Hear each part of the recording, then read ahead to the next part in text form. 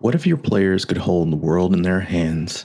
In this video, I'm turning a simple wooden tray into an interactive world map, and I'll tell you how I revealed it in-game as a reward that blew my players away. Let's dive in. For this project, I wanted to make something special for my D&D players. Something they could touch, look at, interact with every time we sat down to play. And what I'm making here is a wooden tray that turned into an interactive map of my world. The idea is that they'll be able to mark it, track their progress, and always have it on display while we're playing. The base for this project is just a simple store-bought wooden tray. It's nothing fancy, but it's sturdy and it's the right size. The centerpiece, of course, is a custom illustrated map that I created in Wonderdraft and had printed at my local library.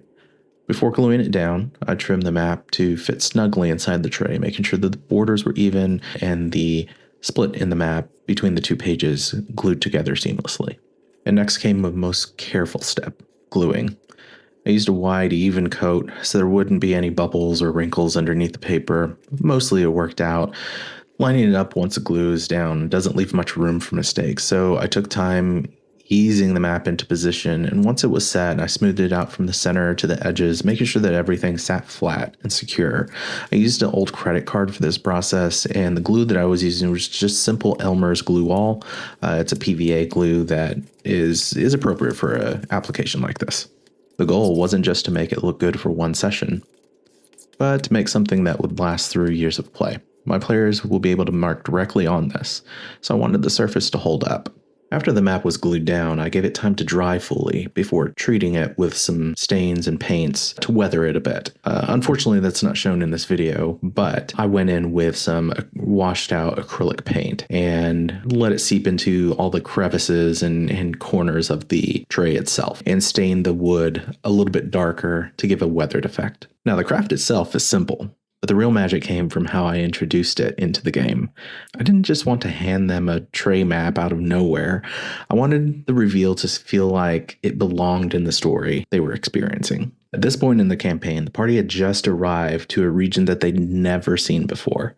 Things weren't calm. Their arrival happened to coincide with some bad omens and strange signs that the townsfolk had been noticing, and suspicion hung over the adventurers, and the town leader and his wife weren't sure if these outsiders could be trusted. So, I made their first task simple but meaningful: earn trust of the town leader. It wasn't about combat or puzzles. It was about roleplay, the choices that they made and the way that they carried themselves. If they proved themselves, the leader would invite them in and share what he knew of the region. When they succeeded, he sat with them for most of the day, explaining the lay of the land, filling in their rough notes, and that's when I revealed the tray map at the table in real life, sliding it in front of them at the same time their characters were receiving it in the story. The reaction was instant. They lit up. This wasn't just a prop. It was something that they felt they had earned. And now, every mark they add on this map feels like progress, like a record of their journey through the world. That's the power of a prop like this. It bridges imagination and reality. For my players, it became a living part of the story.